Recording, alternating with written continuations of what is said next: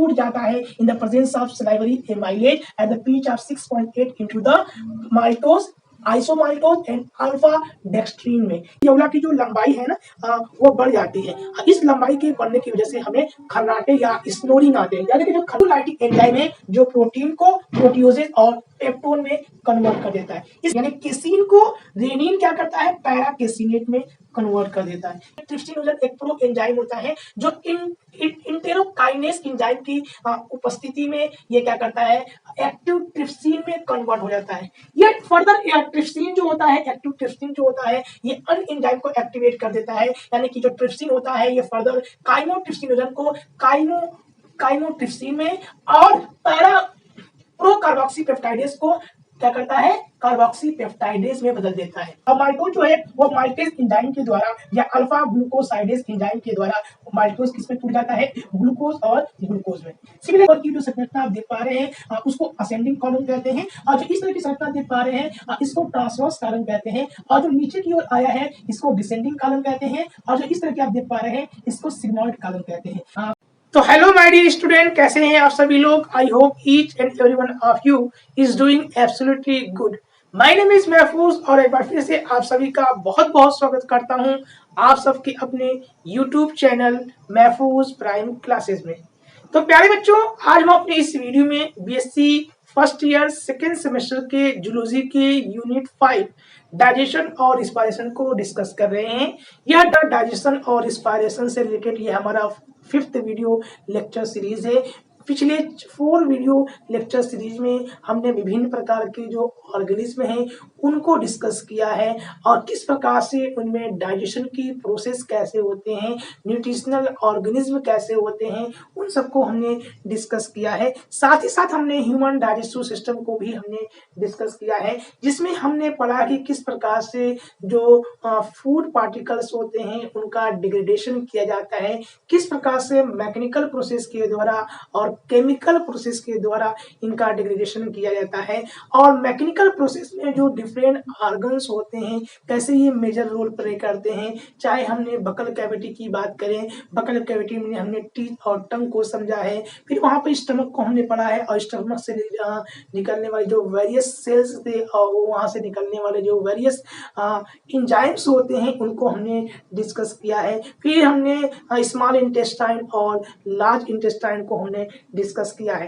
Chemical process के द्वारा किस प्रकार से ब्रेक डाउन किया जाता है लार्जर और कॉम्प्लेक्स मॉलिक्यूल का, जिसमें वेरियस प्रकार के जो ग्लैंड होते हैं जिसको डाइजेस्टिव ग्लैंड कहते हैं, जिसमें हम लोग सलाइवरी ग्लैंड हमने पढ़ा है, हमने डाइजेस्टिव ग्लैंड हमने पढ़ा है, हमने लीवर और हमने यहाँ पर पैंक्रियास को पढ़ा है किस प्रकार से यहाँ से वेरियस एंजाइम्स का सिक्रेशन होता है और ये फूड पार्टिकल का ब्रेक डाउन करते हैं।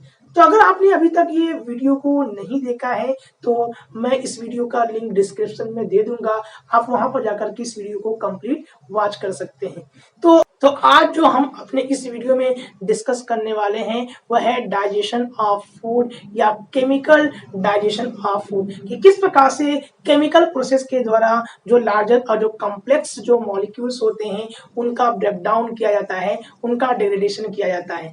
इस वीडियो में हम लोग carbohydrate, protein, fat, nucleic acid जो है इनका किस प्रकार से ब्रेक डाउन किया जाता है और किस प्रकार से किस पार्ट में इनका ब्रेक डाउन होता है। तो यहाँ पर स्ट्रक्चर हमने बनाया हुआ है। अगर स्ट्रक्चर को आप ध्यान से आप देखेंगे ये हमारा ह्यूमन डाइजेस्टिव सिस्टम का हमने स्ट्रक्चर बनाया है और इस पूरे स्ट्रक्चर के माध्यम से हम लोग समझने की कोशिश करेंगे कि किस प्रकार से मैकेनिकल प्रोसेस के द्वारा और केमिकल प्रोसेस के द्वारा जो हमारे कार्बोहाइड्रेट हो इसके जो कॉम्प्लेक्स फॉर्म है यानी जो पॉलीमर है उनका किस तरह से मोनोमर फॉर्म में डिग्रेडेशन किया जाता है या ब्रेक डाउन किया जाता है। तो अगर हम लोग डाइजेशन की डेफिनेशन को आप देखेंगे तो आप पाएंगे कि डाइजेशन की क्या होता है। तो मैंने लिखवाया था जो डाइजेशन होता है, digestion is a mechanical and biochemical process to degrade the larger and complex molecule into their simplest form. यानी कि जो डाइजेशन यानी कि जो पाचन होता है वो एक भौतिक और एक रासायनिक विधि है जिसके द्वारा हम जो लार्जर और जो कॉम्प्लेक्स जो मॉलिक्यूल होते हैं इनका डिग्रेडेशन करते हैं। तो जो सबसे पहले हम जो मैकेनिकल प्रोसेस है उसमें मैंने आपको क्या बताया था कि जो मैकेनिकल प्रोसेस होता है वो हमारा होता है वो एलिमेंट्री कैनाल के अंतर्गत होता है, और जो केमिकल जो प्रोसेस होता है वो होता है हमारे डाइजेस्टिव ग्लैंड में। तो मैंने कहा था जो हमारा एलिमेंट्री कैनाल होता है ये माउथ से लेकर के गुदा द्वार तक यानी एनस तक लगभग 8 मीटर लंबा एक संरचना होता है, और इसी संरचना के अंतर्गत जो मैकेनिकल प्रोसेस होते हैं उसके द्वारा क्या होते हैं फूड के जो होते हैं उनका ब्रेकडाउन किया जाता है। तो आइए समझते हैं सबसे पहले। तो जो सबसे पहले हम समझेंगे कार्बोहाइड्रेट के डिग्रेडेशन किस प्रकार से जो कार्बोहाइड्रेट है, प्रोटीन है और फैट है उनका किस तरह से ब्रेकडाउन किया जाता है।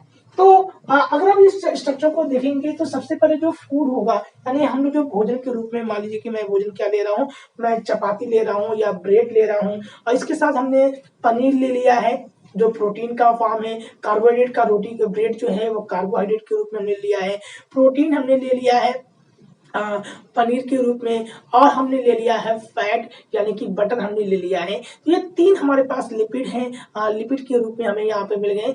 आइए इनको देखते हैं किस प्रकार से इनका ब्रेकडाउन होगा। तो सबसे पहले जो हम लोग ब्रेड लेंगे वो हमारे माउथ पार्ट में आएगा, इस माउथ पार्ट में ये होते हुए ये ओरल कैविटी में जाएगा या बकल कैविटी कहते हैं।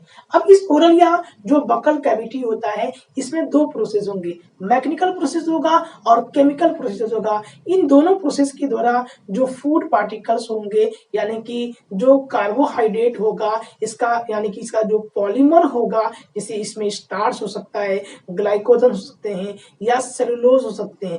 तो सेलुलोज का डाइजेशन तो यहाँ पर नहीं होगा, आपको मैं आपको बताऊंगा कैसे उसका होता है, लेकिन जो स्टार्च होता है जो एक पॉलीसेकेराइड है वो पहले टूटेगा ओलिगोसेकेराइड में, फिर ओलिगोसेकेराइड टूटेगा डाइसेकेराइड में, और फिर डाइसेकेराइड टूटेगा मोनोसेकेराइड में, और उसके बाद ये बॉडी के द्वारा एब्जॉर्ब कर लिया जाता है। तो सबसे पहले जो फूड आता है वो माउथ में आएगा। अब इस माउथ में मैकेनिकल प्रोसेस को कंडक्ट करने के लिए यहाँ पर टीथ और टंग होते हैं। ये टीथ और टंग क्या करते हैं, इस फूड पार्टिकल को छोटे छोटे खंडों में तोड़ते हैं, और इस खंडों में तोड़ने के बाद यहाँ पर केमिकल प्रोसेस स्टार्ट हो जाता है। इस केमिकल प्रोसेस को करने के लिए यहाँ पर ग्लैंड होता है, इसको हम लोग स्लाइवरी ग्लैंड कहते हैं या लार ग्रंथि कहते हैं। ये जो स्लाइवरी ग्लैंड होती है, 3 जोड़ी स्लाइवरी ग्लैंड आपको यहाँ पर आपको दिखेगा। सबसे पहले यहाँ पर आप देखेंगे जो है वह है हमारा पैरोटिड, ये हमारे चिक में होता है। उसके बाद टंग के बिल्कुल निचले हिस्से में होता है जिसको हम लोग सब लिंगुअल कहते हैं, और फिर जो जा बोन होता है ये वाला जो पोर्शन है यहाँ पर आप देख पा रहे हैं ये है सब मैक्सिलरी और सब मैंडिबुलर। ये सब मैक्सिलरी और सब मैंडिबुलर, पैरोटिड और सब लिंगुअल जो ग्लैंड होते हैं ये स्लाइवा का सिक्रेशन करते हैं, और जो स्लाइवा होता है वो इसमें वाटर, साल्ट, म्यूसिन और यहाँ पर डाइजेस्टिव एंजाइम स्लाइवरी एमाइलेज या टाइलिन हम जिसको कहते हैं ये पाया जाता है। साथ ही साथ इसमें लाइसोजाइम्स एंजाइम्स होते हैं और आयन ऑफ थायोसाइनेट्स होते हैं। ये लाइसोजाइम्स एंजाइम और आयन ऑफ जो थायोसाइनेट्स होते हैं ये एंटी माइक्रोबियल नेचर के होते हैं, यानी जो माइक्रोब्स होते हैं, सूक्ष्म जीव होते हैं हार्मफुल, उनको ये किल कर देते हैं। साथ ही साथ इसके अंदर बहुत सारे इलेक्ट्रोलाइट्स होते हैं जैसे सोडियम आयन, पोटेशियम आयन यहाँ पर होते हैं, यहाँ पर कैल्शियम आयन होते हैं, और यहाँ पर बाइकार्बोनेट आयन यहाँ पर होते हैं। तो यहाँ पर जो स्लाइवा तो जो ये मिक्स जो फूड हमारा था ब्रेकडाउन होने के बाद स्लाइवा इसमें मिक्स होता है, और मिक्स करके यहाँ पर पहला रिएक्शन शुरू होता है। तो यहाँ पर जो स्लाइवा होता है इसका जो पीएच कितना होता है, तो ये पीएच किस पे करता है 6.8 8 pH पर ये काम करता है, यानी कि स्लाइटली एसिडिक नेचर का ये होता है। और यहाँ पर जो स्लाइवरी एमाइलेज होता है ये स्टार्च का ब्रेकडाउन करता है। किस फॉर्म में? तो जो स्टार्च होता है वो टूट जाता है in the presence of salivary amylase at the pH of 6.8 into the maltose, isomaltose and alpha dextrin में। यानी जो पॉलीसेकेराइड होते हैं यहाँ पर पॉलीसेकेराइडेज पाए जाते हैं, जो क्या करता है, जो पॉलीसेकेराइड है उसको तोड़ देता है ओलिगोसेकेराइड में। इसके बाद ये फूड होता है, यहाँ से ये फूड नीचे की ओर आता है, यानी बोलस का फॉर्मेशन कर लेता है। और बोलस के बाद वहां से स्वेलिंग कर करके ये फेरिंग्स से होता, जो फेरिंग्स होता है ये एक कॉमन पाथवे है एयर और फूड का एक कॉमन पाथवे है। और यहाँ पे एक पार्ट आप देख पा रहे हैं, इस पार्ट को हम लोग क्या कहते हैं, ग्लॉटिस कहते हैं। ये ग्लॉटिस क्या करता है, ये फूड, इसको हम एयर पाइप कहते हैं, जहां से जो एयर्स होते हैं वो लंग्स में एंट्री करते हैं। तो फूड को लंग्स में जाने से रोकने के लिए यहाँ पर एक फ्लैप लाइक स्ट्रक्चर पाया जाता है, जिसको हम लोग ईपीग्लॉटिस कहते हैं। क्या कहते हैं? ईपीग्लॉटिस कहते हैं। तो ये प्रिवेंट करता है भोजन को इसके अंदर एंट्री होने से। यहाँ से ये भोजन और नीचे की ओर आता है, यानी फेरिंग्स में, लैरिंग्स से, और लैरिंग्स से होते हुए चला आता है ईसोफेगस में। तो जो ईसोफेगस होता है इसको फूड पाइप कहते हैं। एक और बात को क्या देखिएगा, यहाँ पर यौला पाया जाता है, यानी बिल्कुल आप अगर माउथ पार्ट को देखेंगे ऊपर की ओर लटकता हुआ एक आपको झिल्ली नुमा, आपको संरचना, घंटी नुमा संरचना आपको दिखेगा, इसको हम लोग यौला कहते हैं। और ये यौला क्या करता है, जो फूड होते हैं इनको रास्ता देता है। तो कभी कभी यौला की जो लंबाई है ना वो बढ़ जाती है। इस लंबाई के बढ़ने की वजह से हमें खर्राटे या स्नोरिंग आते हैं। यानी कि जो खर्राटे जो हमें होते हैं रात में सोते समय, तो यह यौला की जब लंबाई बढ़ जाती है तो जो एयर का जो पासिंग वो नहीं हो पाता, जिसकी वजह से वो कंपन करना शुरू कर देता है। इस कंपन की वजह से हमें क्या होता है, स्नोरिंग सुनाई देता है, यानी कि हमें खर्राटे होते हैं। तो आखिरकार माउथ से होते हुए यहाँ पर फेरिंग्स में, और फेरिंग्स से होते हुए हमारे लैरिंग्स से होते हुए ईसोफेगस में आ जाता है। तो ईसोफेगस वाले पार्ट में भोजन का जो फूड का डाइजेशन नहीं होता है, ये इसको फूड पाइप कहते हैं। ये ईसोफेगस ओपन होता है किसमें, स्टमक में। तो जहां से ये ओपन होता है, ईसोफेगस जहां से ओपन होता है, यहाँ पर एक फ्लैप लाइक स्ट्रक्चर पाया जाता है। और जहां पे ये एंट्री करता है, इस वाले पार्ट को, स्टमक के अगर पार्ट को हम लोग देखेंगे, जहां से ये एंट्री करता है उस वाले पार्ट को हम लोग क्या कहते हैं, कार्डिक कहते हैं। क्या कहते हैं? कार्डिक कहते हैं। और कार्डिक के जस्ट ऊपर वाला जो पार्ट होता है, ये पार्ट जो होता है इसको हम लोग क्या कहते हैं, फंडस कहते हैं। और जो मिडिल पार्ट होता है इसको हम लोग क्या कहते हैं, बॉडी कहते हैं। ठीक है। और जो लास्ट पोर्शन होता है, जो स्मॉल इंटेस्टाइन यानी कि ड्यूडेनम में जाके अटैच होता है, उस पार्ट को हम लोग क्या कहते हैं, पाइलोरी कहते हैं। क्या कहते हैं? पाइलोरी। याद रखिएगा, पाइलोरी। ये पार्ट क्या कहलाता है, पाइलोरी। तो जहां से फूड इंटर करता है उस पार्ट को हम लोग क्या कहते हैं, कार्डिक कहते हैं। कार्डिक के जस्ट वाले पार्ट को हम लोग क्या कहते हैं, फंडस कहते हैं। मिडिल वाला पार्ट जो क्या है वो बॉडी कहलाता है। और जो उसके लास्ट जो पोर्शन होते हैं उसको हम लोग पाइलोरिक कहते हैं। तो जो ईसोफेगस का जो पार्ट जहां से एंट्री करता है वहां पर एक स्फिंक्टर पाया जाता है, जिसको कार्डिक इंस्पेक्टर कहते हैं। ये कार्डिक इंस्पेक्टर क्या काम करता है, फूड को दोबारा ईसोफेगस में रिटर्न होने से बचाता है या फिर अंदर आने से रोक देता है। तो जो छोटे बच्चे होते हैं, जो इन्फेंट होते हैं, आप देखिएगा कई बार जब वो भोजन लेते हैं, दूध पीते हैं, तो दूध दोबारा उनके माउथ में चला जाता है। ऐसा इसलिए होता है कि जो कार्डिक इंस्पेक्टर पार्ट होता है वो लेस डेवलप होता है। और due to less development of cardiac sphincter, जो फूड पार्टिकल्स होते हैं वो दोबारा माउथ में चले आते हैं। इसके बाद इसी तरह जब ये जो इसका लास्ट पोर्शन है, जो पाइलोरिक वाला पार्ट है, यहाँ पर भी एक इंस्पेक्टर पाया जाता है। इस इंस्पेक्टर को हम लोग क्या कहते हैं, पाइलोरिक इंस्पेक्टर कहते हैं। तो कॉमनली आप याद रखिएगा, कार्डियो पाइलोरिक, इसको कार्डियो, इसको पाइलोरिक। तो कार्डियो पाइलोरिक इंस्पेक्टर पाया जाता है। ये कार्डियो पाइलोरिक इंस्पेक्टर फूड को क्या करता है, बैक होने में, फॉरवर्ड, इसको क्या है, दोबारा वापस जाने में रोकता है, या कंट्रोल करता है, या रेगुलेट करने का काम करता है।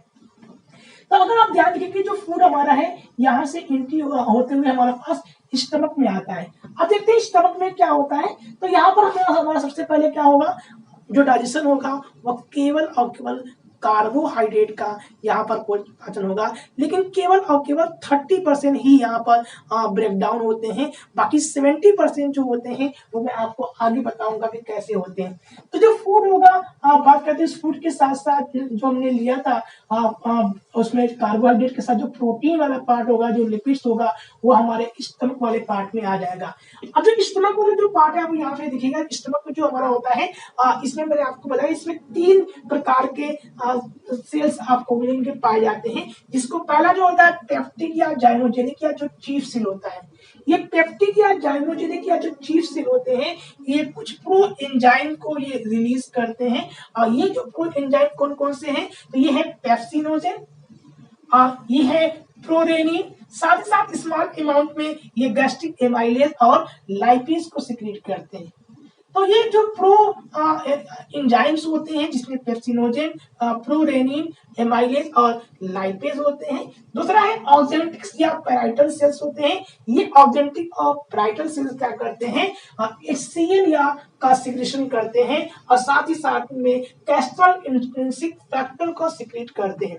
जब ये प्रो एंजाइम जो होते हैं, जब ये एसिडिक मीडियम यानी HCl के कांटेक्ट में आते हैं, तो प्रो एंजाइम जो है वो एक्टिवेट हो जाते हैं। तो यहाँ पर आप देखेंगे जो यहाँ पर जो पेप्सिनोजेन जो था ये सिक्रेट होता है पेप्टिक या जाइमोजेनिक एंजाइम के द्वारा। याद रखिए पेप्टिक से याद रखिए पेप्सिनोजेन। तो जो ये प्रो एंजाइम होते हैं ये 1.8 pH पर एक्टिवेट हो जाते हैं पेप्सिन में, और ये पेप्सिन जो एंजाइम्स होता है वह प्रोटीन को ब्रेक डाउन करने में हेल्प करता है। तो प्रोटीन को ब्रेक डाउन कौन करता है, पेप्सिन करता है, किसमें, प्रोटियोजेज और पेप्टोन में।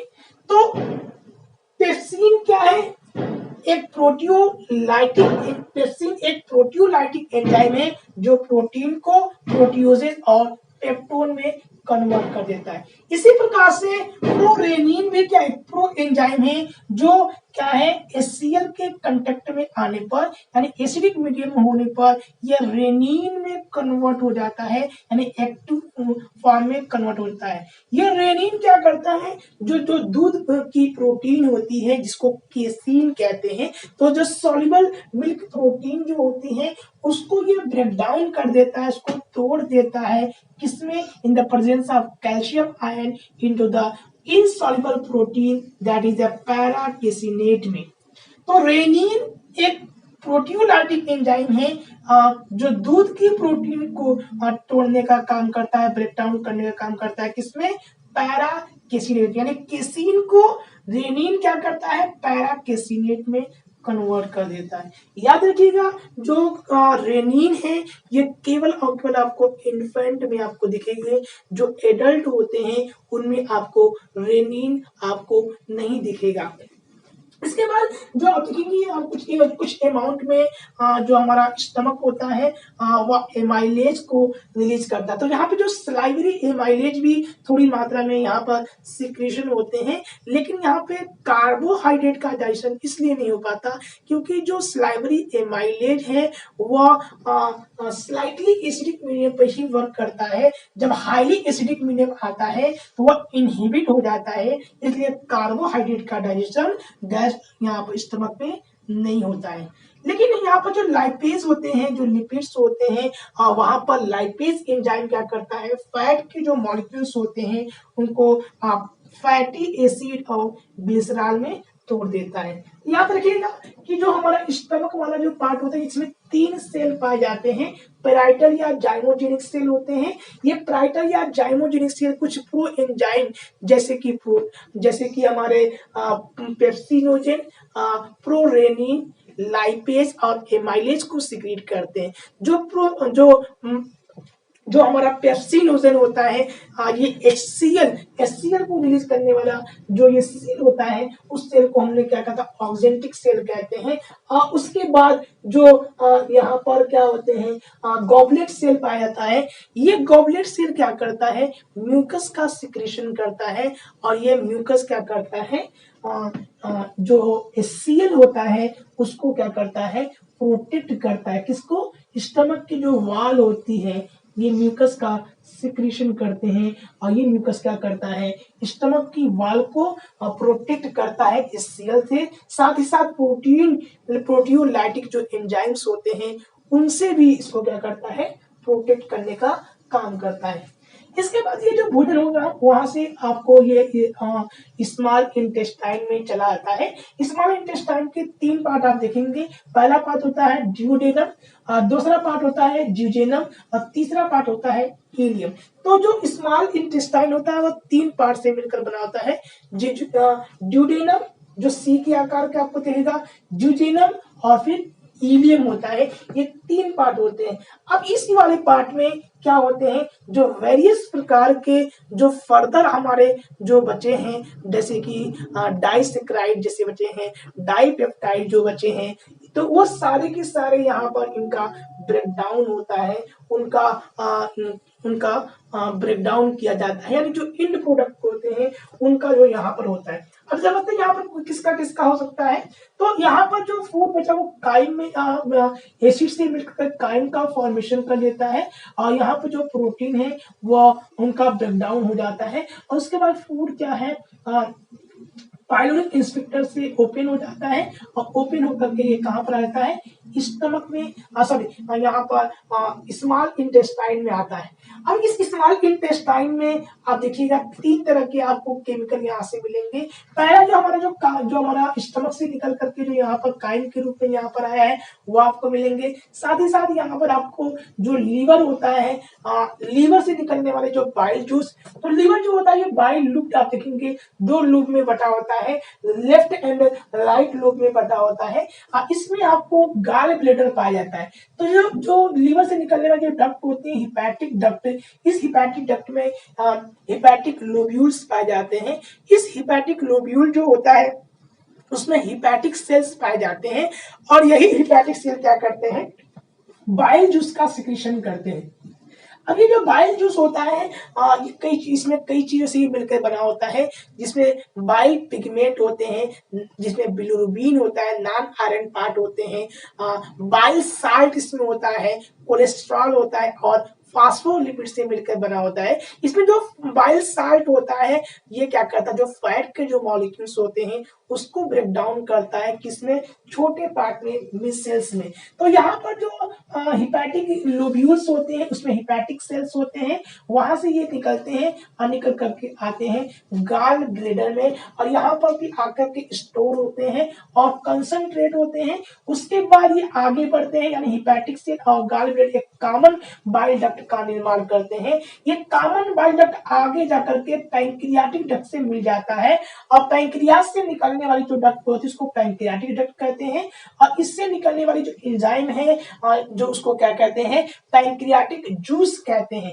तो जहां पर ये दोनों मर्ज होते हैं उस पार्ट को हिपैटो, यानी कि लीवर से निकलने वाली डक्ट को हिपैटो और पैंक्रियास से निकलने वाले पैंक्रियाटिक, तो हिपैटो पैंक्रियाटिक डक्ट में ये ओपन होती हैं और यहाँ पर ये जब मिल करके आते हैं तो काइम और यहाँ पर बाइल जूस और पैंक्रियाटिक जूस यहाँ पर निकलते हैं। ये इस पार्ट को यहाँ पे जो होता है उसको हम लोग कहते हैं सकस एंटेरिकस।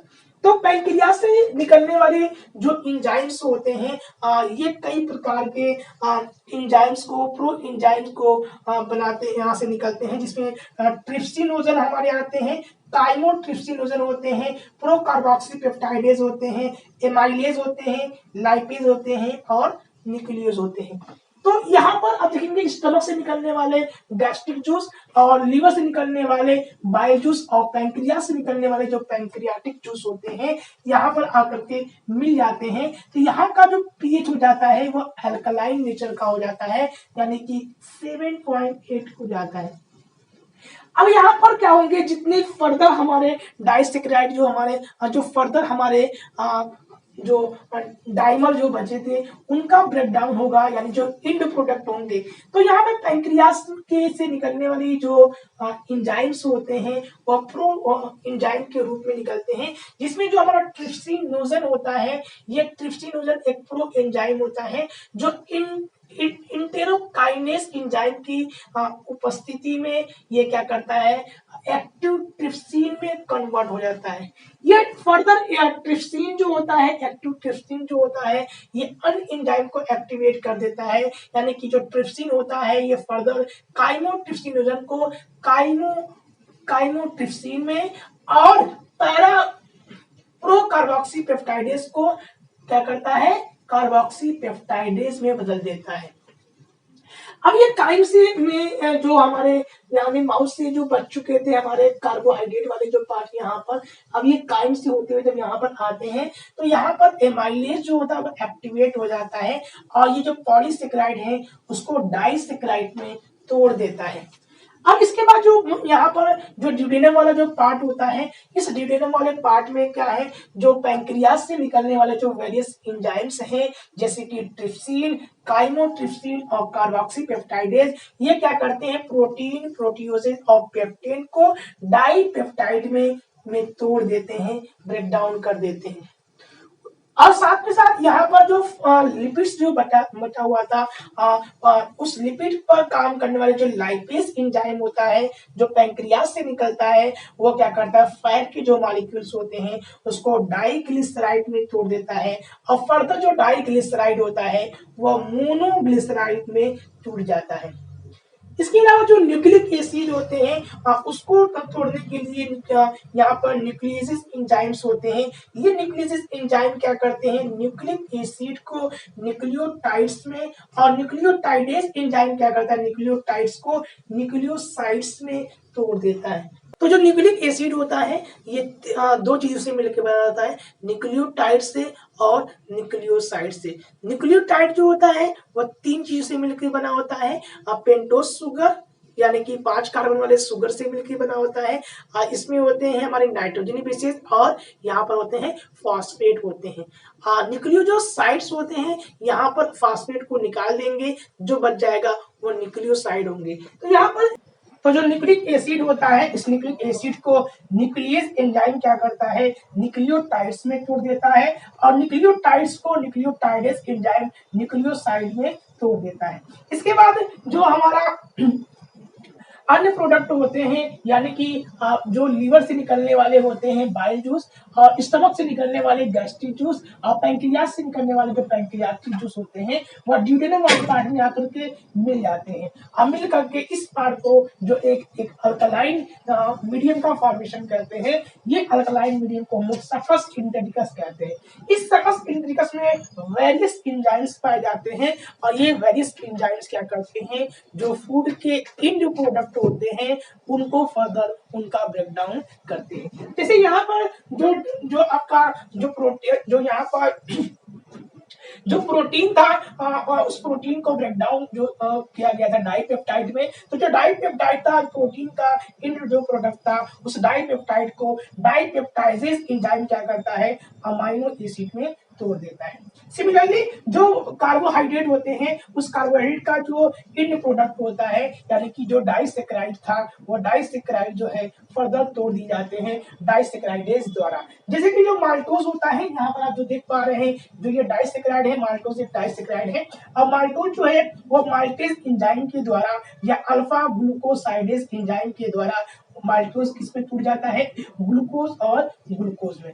सिमिलरली जो लैक्टोज होता है जिसे मिल्क की शर्करा कहते हैं, दूध में पाया जाने वाली जो शुगर होता है उसको लैक्टोज कहते हैं। तो लैक्टोज को लैक्टेज नामक एंजाइम या बीटा ग्लूकोसाइडेज एंजाइम क्या करता है, लैक्टोज को ग्लूकोज और गैलेक्टोज में तोड़ देता है। फिर जो सुक्रोज होता है जिसको हम लोग फ्रूट कहते हैं, फलों की शर्करा कहा जाता है, तो जो सुक्रोज होता है इसको सुक्रेज नामक एंजाइम क्या करता है या बीटा फ्रक्टोसाइडेज क्या करता है, इसको तोड़ देता है ग्लूकोज और फ्रक्टोज में। इसके बाद जो हमारा बचाता है आइसो जो माल्टोज होता है, ये आइसोमाल्टोज जो इंड प्रोडक्ट है ये आइसोमाल्टेज नामक एंजाइम क्या करता है, आइसोमाल्टोज को दो ग्लूकोज के मॉलिक्यूल में तोड़ देता है। फिर जो हमारा बचाता है अल्फा डेक्सट्रीन या लिमिट डेक्सट्रीन जिसको हम लोग कहते हैं, तो अल्फा या लिमिट जो डेक्सट्रीन होता है और उसको लिमिट डेक्सट्रीनेज जो एंजाइम क्या करता है उसको ग्लूकोज में तोड़ देता है। इसके बाद जो हमारा न्यूक्लिक एसिड जो था, जो न्यूक्लिक एसिड था, जो न्यूक्लियस ने उसको न्यूक्लियोटाइड और न्यूक्लियोसाइड में बचा था, यानी कि जो इसका प्रोडक्ट था। तो जो न्यूक्लियोटाइड्स होगा वो न्यूक्लियोटाइडेज एंजाइम क्या करेगा, न्यूक्लियोटाइड को न्यूक्लियोसाइड में तोड़ देगा, और न्यूक्लियो जो साइड होगा उसको न्यूक्लियोसाइडेज एंजाइम क्या करेगा, सुगर और बेस में तोड़ देगा।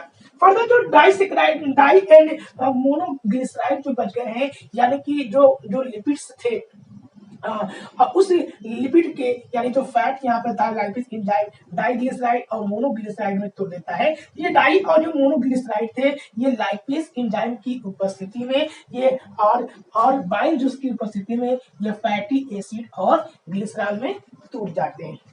तो इस तरह से जो हमारा जितने जो प्रोडक्ट है उनका ब्रेक डाउन हो जाता है और ये टूट जाते हैं।